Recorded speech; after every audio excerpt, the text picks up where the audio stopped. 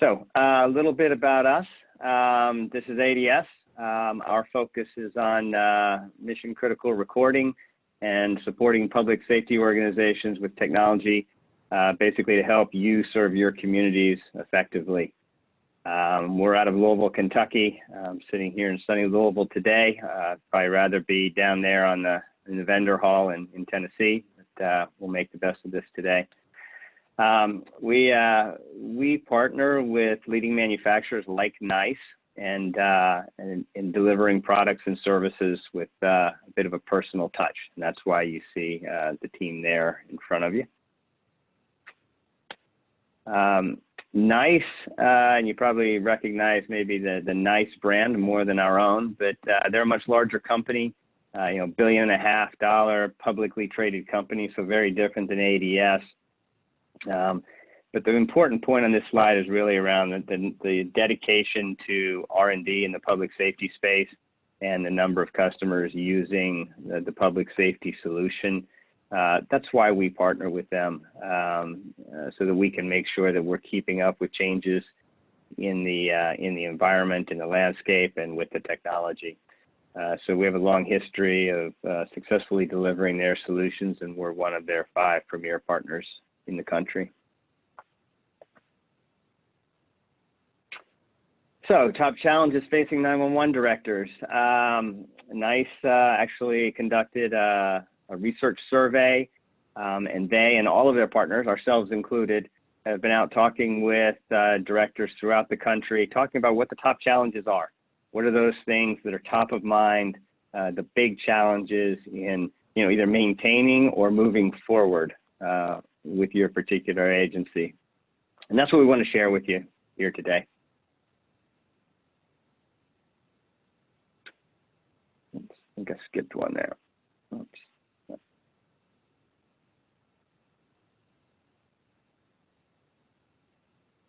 There we go. So regardless of who was talking to who or what survey was done, 6 challenges kept coming up over and over again.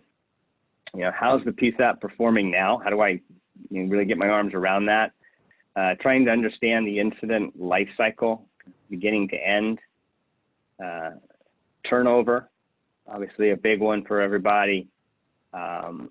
Funding pressures and ensuring you can actually get adequate funding. A relatively new one is kind of social pressure and everything that's going on with the media and social media. And then implementation of next-gen 911 technologies. I'm pretty sure these are probably on your list as well. I'll go into each of these findings in some more detail, and that'll be kind of the foundation for this session. So when we think about how the PSAP is performing now, for the most part, the majority of centers that we talk to rely on 2 metrics. And it's the calls answered, number of calls answered, and the call answer time. Sometimes I walk into a center, I see these up on a board. They're kind of almost real time, but I know this is data that's being captured. But we also know that's just scratching the surface of what you're really doing. There's a lot of other very important things that are happening in a 911 center. And so you're not only answering the calls, but entering information, dispatching, partnering with first responder agencies, whether it's police, fire, EMS. For a consolidated center, you're dispatching for other city or county organizations. So those 2 metrics just really don't tell the whole story. And what you have is really a visibility challenge, right? The information is probably somewhere in the agency, but to get to the more important performance metrics, like the time to dispatch and time on scene, that data resides in different data silos.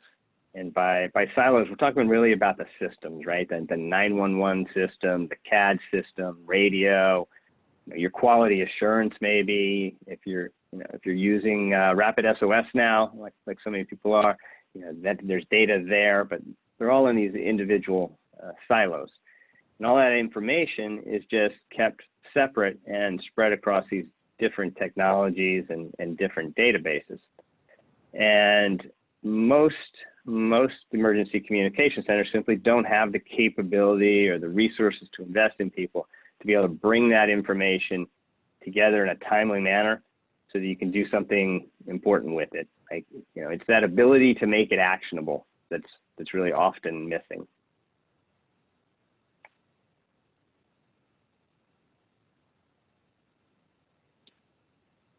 So, like, specifically, what we're hearing are that you know, the metrics about the PSAP performance are often old, right? They're several days, several weeks old, and they're no longer actionable, right? So you might be getting call volume and time to answer statistics pretty frequently, but any other information is not so timely, and it's usually too stale to be actionable. Information about different aspects of the incident life cycle. You know, that life cycle involves a number of systems, and the data resides in the different systems.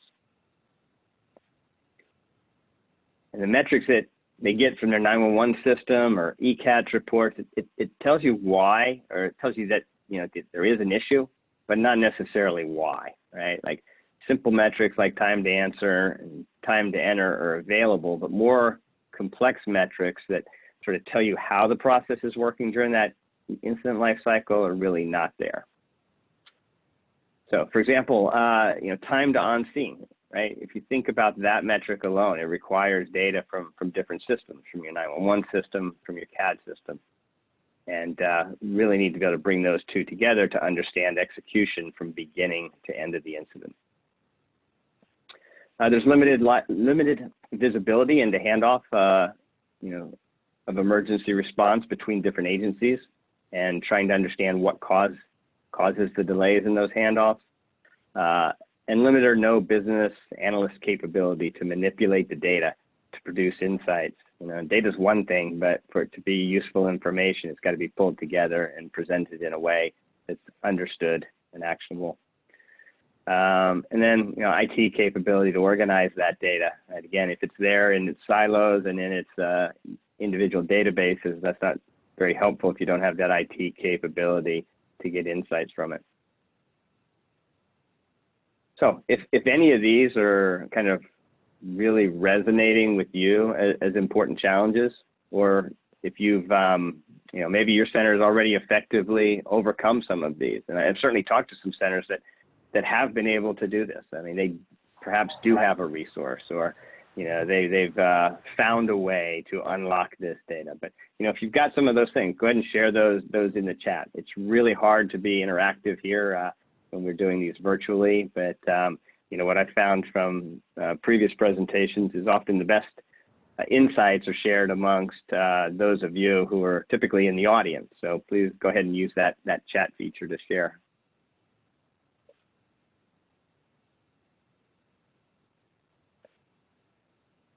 So here's kind of how we see the incident life cycle, you know, beginning to end. And as a company that's heavily involved on the recording side of things, we tend to focus on the left side a lot. But the reality is, you know, the life cycle flows through a lot of different personnel, agencies, technologies, and it already looks complex, and it's just getting more and more complex by the day with the new technologies that are introduced and that we're tasked with handling. So with these siloed systems, it's difficult to understand how that incident really happened, right? How the various stakeholders work together during the incident, and what the effectiveness of the technology used really was to get to that service to the public. So if your PSAP has no visibility into the incident life cycles, it's impossible to know where the mistakes are being made, or where there's an opportunity for improved efficiency between your center and maybe one of the agencies you dispatch for. So it's these handoffs really from group to group that, you know, like from call taker to dispatcher, dispatcher to police, fire, EMS, et cetera. That's where the gaps are typically occurring. So understanding the incident life cycle, it just gets more and more complex with Next Gen 911. You know, different data coming from different systems now. You know, that could be onboard information in a vehicle, rapid SOS locational data, you know, in addition to the typical communications data that we all kind of have been accustomed to. So without end-to-end insight into these more complex life cycles, PSAPs and agencies they serve are kind of flying blind a bit.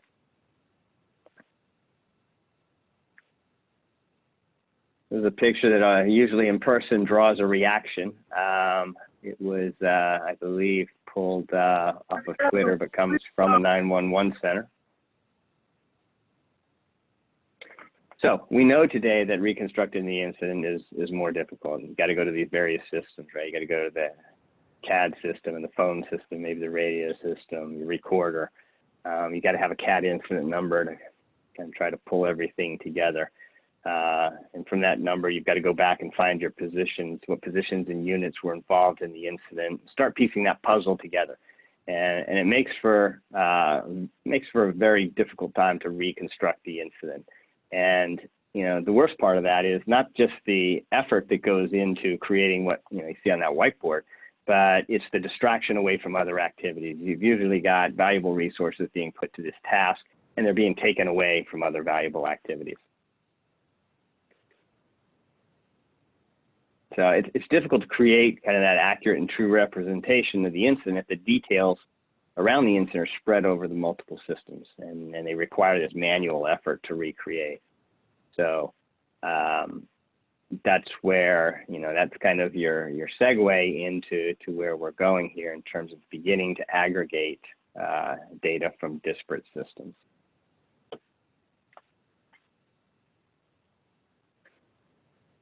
So the challenges, the specific challenges that we hear about, kind of trying to create this incident life cycle is that, it's kind of a little bit of what we've already said, right?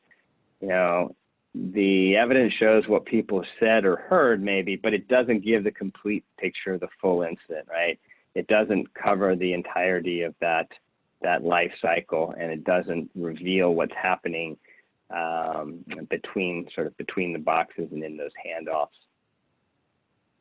Understanding how the incident unfolded, as simple as that sounds, but until you can kind of put together a timeline with all the pieces of information, it's really hard to have that understanding.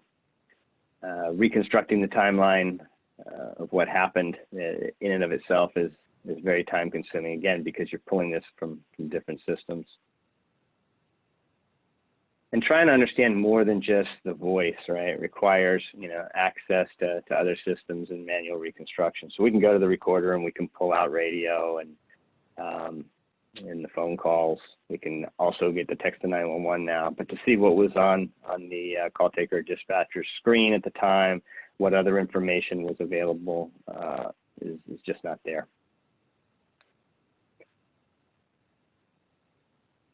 So again, feel free to post if these points are certainly relevant to your team, or you've got some success stories to share with your peers out there.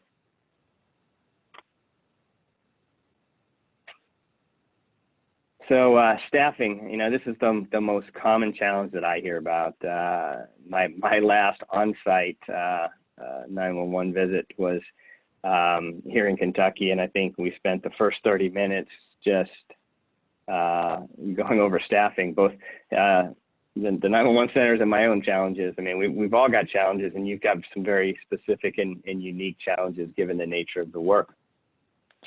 What we're hearing is just, we know turnover, burnout is significant. The pool of resources is small. It's hard to find good people. It's hard to get them trained well. Good telecommunicators don't necessarily make good trainers. Trying to find those good training assets is hard as well. If you've got a quality assurance program, it doesn't always show where the challenges and opportunities are. And, we hear that, hey, maybe we could coach better if we had better information, and, and maybe that would create a better employee experience. Difficult to know when a telecommunicator is having challenges. I've heard a number of times how, just even good telecommunicators are just having a life issue that's really impacting performance. And, without some good real-time data measuring that performance, it's sometimes hard to see. It gets masked until it's too late. So observing performance trends can maybe help get to the root of those challenges. And both help the telecommunicator, but also keep the performance where it needs to be. Getting new telecommunicators up to speed. I guess this goes back to the training as well. But you invest a lot to get them on board, get them trained, and only then to face the challenge of burnout and turnover. So it's really important that we are able to get the information necessary to help recognize people for a job well done when they're doing well. And then what type of staff do you need, right? Really understanding kind of the type of calls that are coming into the center and what the requisite skill sets are is really important as well.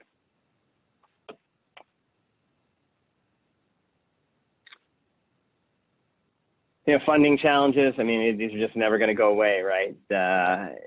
It's going to always be an issue. And what we're hearing is basically that it's sometimes difficult to demonstrate or communicate to stakeholders, what the 911 center does, right? And that's what you need to do, be able to communicate to secure additional funding. I mean, maybe some of you have it a little bit easier than others, but when funds are tight, being able to really demonstrate the value is sometimes difficult. Demonstrating that not only the value to the public, but also the value you bring to the first response and the incident response efficiency is critical, right? We can start to then show the value for an investment or the return on investment. And then demonstrating how the staffing challenges really impact the first response. So, I'm not going to go into who the first responders really are, but we all know that. Just making sure that can all get communicated, with the data as well to prove out our points. And then social pressure, it's especially, I mean, we're living in this, and being here in Louisville, Kentucky, it's front and center with us. But 24-hour news channels and social media, and there's just more pressure than ever to get it right every time. Right? We hear from people that now more than ever, everybody's watching us, right? And we've really got to execute perfectly each time. And there's less room for error. It's important to know, kind of understand who has access to what information when the decisions are made, right? And be able to pull that together quickly, and really try to avoid and prevent public mistakes. We need to really understand where the opportunities are to keep improving, because it for all the gains you make, it only takes one mistake to reverse that and more. It's difficult sometimes to justify decisions that are made in the absence of real clear, timely, and comprehensive reports. And just kind of a personal opinion here, but I just see citizens forming opinions and broadcasting them on social media. And there's really no requirements for accuracy, and that just puts more and more of a burden on the 911 center to really have the facts together and be able to respond quickly before the public takes those citizen broadcasts and runs with them.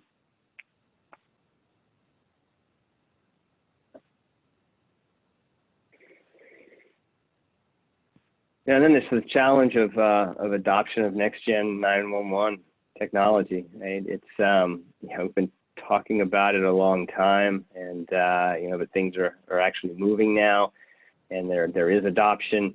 Most of the talk is focused on just getting that technology and processes in place today, but also hearing just a lot of discussion around how is it going to be different? What are people what are they going to see, right? What once we move beyond kind of voice and into video, those are the things that we're hearing. Specifically, just kind of how does the Internet of emergency things impact the role of the PSAP and FirstNet, and all of these things really change the role of the center to be a consolidator of information about an incident rather than just a communicator. So it's really a changing role. This whole idea of kind of, who will see what still needs to be decided. I mean, it's, that we all know that there's potentially disturbing content that can be streamed if we're using multimedia, whether in photos or videos. And that's going to have, an impact on, things like your staffing and the length of shifts you use and the training needs that you're incorporating. Then finally, kind of how best to leverage and optimize the enhanced location information. I mean, it's just kind of a field that's taking off, and we're seeing a lot of enhanced information that can be really useful. But now we got to figure out how to organize that and optimize it. And then how do these things, as we're taking in multimedia information, it has an impact on some of these performance metrics that we've been talking about in the past. It might slow some things down while still helping to make better decisions. Might speed some things up, but it's definitely going to have an impact on the decision-making process and how we look at some of these metrics.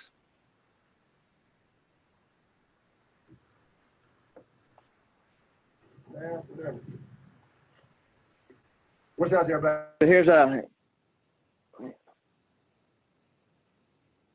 good example of next generation 911 sort of data integration, right? With we've got rapid SOS information here and information from CAD system, and being able to bring all of that correlated information together by using the CAD number to go out and grab data from different systems. All right, so now you think about in the future, instead of looking for the CAD incident number and what positions and units responded to that incident, you can enter the CAD number, and it's going to reach out to these other systems and bring back that data, giving you that kind of information in one place, giving you that single system of record. So trying to understand now what was the rapid SOS information that was available, maybe what was in the text stream, what were on the screens of the call takers and dispatchers at the time, in addition to the verbal communications that are taking place. Okay, so today we know a lot of people are using rapid SOS, and you have that information on your screen, and it's there, for a relatively short period of time, and then it goes away. But by integrating that data with your CAD data and your recording system, you're kind of able to have that one system of record and, retain it and archive it.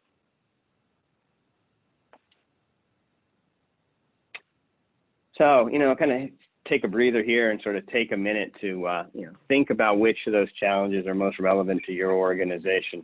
Right? And in the next section, I'll try to provide you with a high-level overview of how some solutions are being used by 911 directors to address those challenges that we just discussed.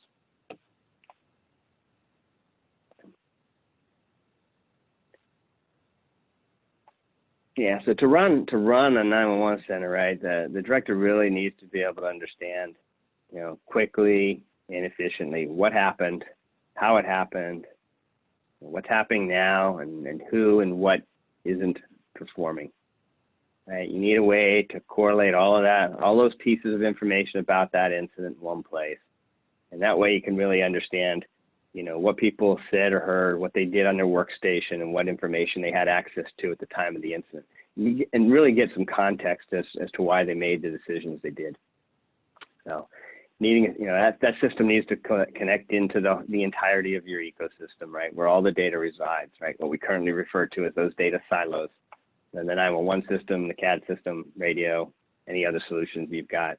Bringing all of that metadata together, that data about the files that reside in its individual databases, so that you can kind of pull that together and present one single picture. So with that visibility into those kind of more important metrics, now you can know much more about what is really happening right now in the center, and get today you probably get most of you get the number of calls that that have come in and how fast you've answered those calls. You get that information perhaps the next day, then at the end of the week, the end of the month, but it doesn't really help you think about what you need to change right now. You can't really do anything about what happened yesterday or what happened last week. So what we're trying to get to is where that information truly becomes actionable, and you can understand at any moment in time what's happening in the center.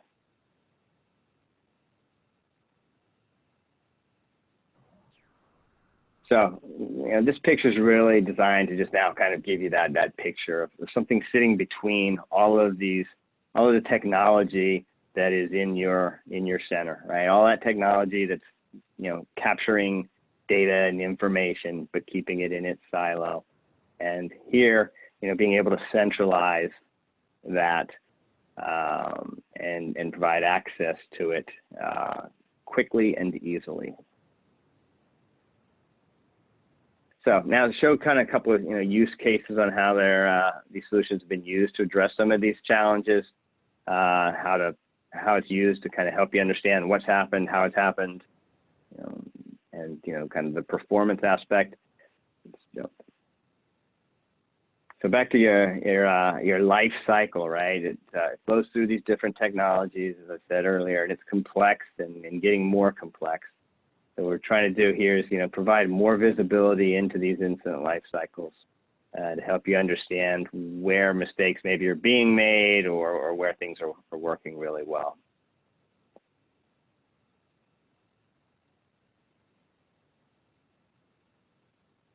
So just to look at, what's happening right now, it's helpful to have this performance management system that's pulling this data from these different systems.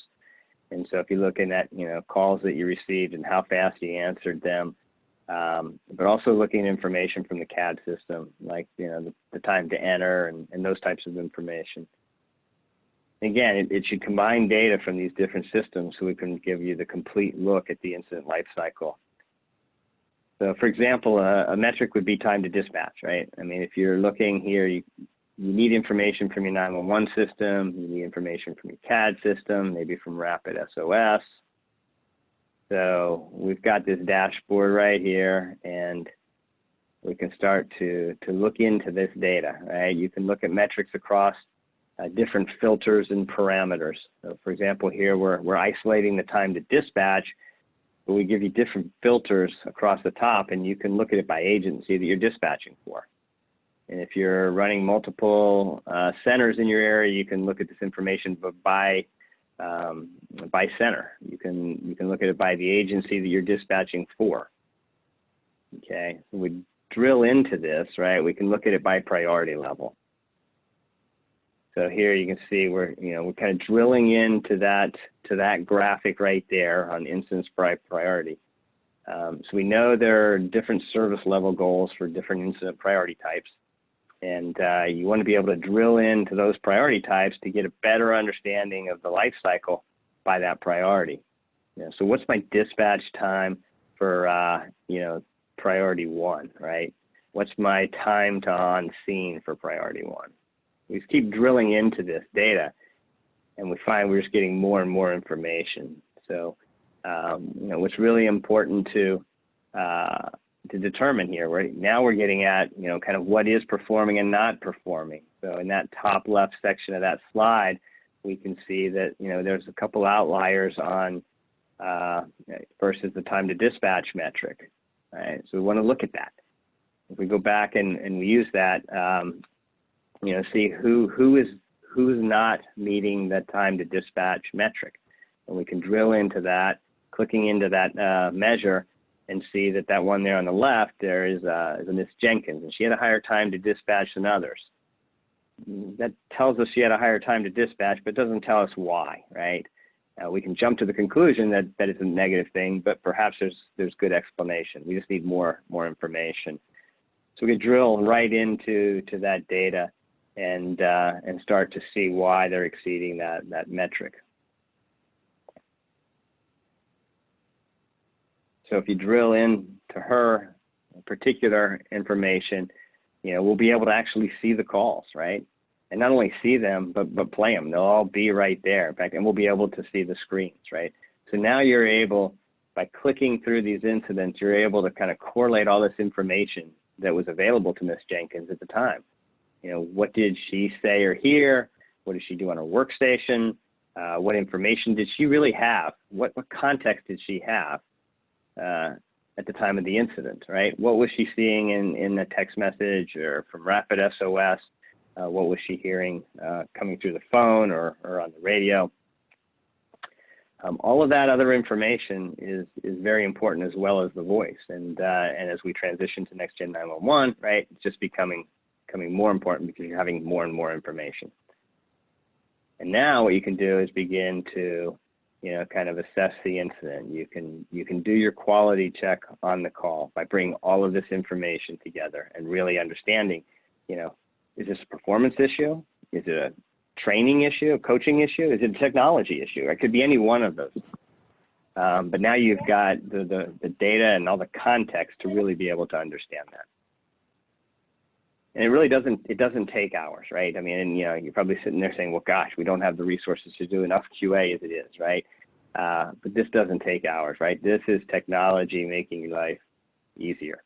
And by pulling it together, making it automatic. All the information is connected instantaneously through the technology, and really giving you that visibility into what's going on now. And then you can give Ms. Jenkins timely feedback on what's going on. So I see this, as a great training tool, but it's also a great retention tool. I think sometimes we forget that, people want to be successful in their roles, and being able to give them that coaching early on, helping them be successful, really does help a lot with retention.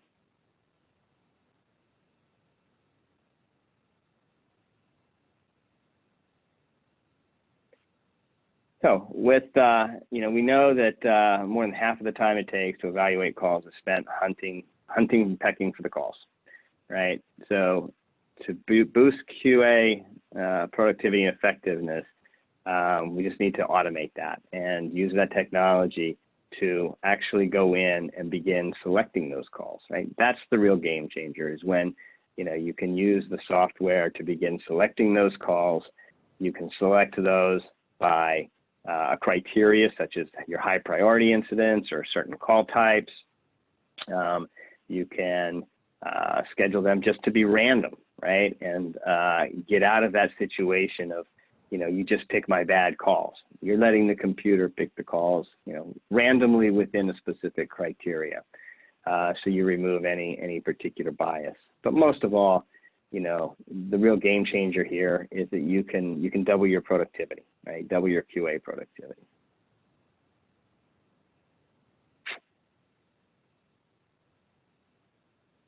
All right, so that is what I had to share. Thank you for hanging in there with me this afternoon. I hope the presentation has been helpful in thinking about the challenges that your particular PSAP is facing. More importantly, I hope I've raised some awareness that there are solutions out there to help you overcome those challenges. And we've got some information there on the screen if you want to reach out to us. You can also find us in the virtual vendor hall. And then finally, thanks to Tina for having me, and especially to those of you that were responsible for making this thing happen. I know there were some difficult decisions and a lot of action to make this virtual conference come to be. So appreciate that, and wish everybody here a good evening. Thank you. All right, Martyn, thanks for the presentation. A lot of stuff to take in there for sure. For the gift card drawing for this session, Roberta Ivory from Shelby County Fires. Roberta Ivory from Shelby County Fires got the gift card this session, so congratulations to her. This was the last educational track for the day. We'll begin back tomorrow morning at 9:30 Central Time for a leadership and management session from Maureen Dykeman. 9:30 Central Time tomorrow. I hope everybody has a good evening.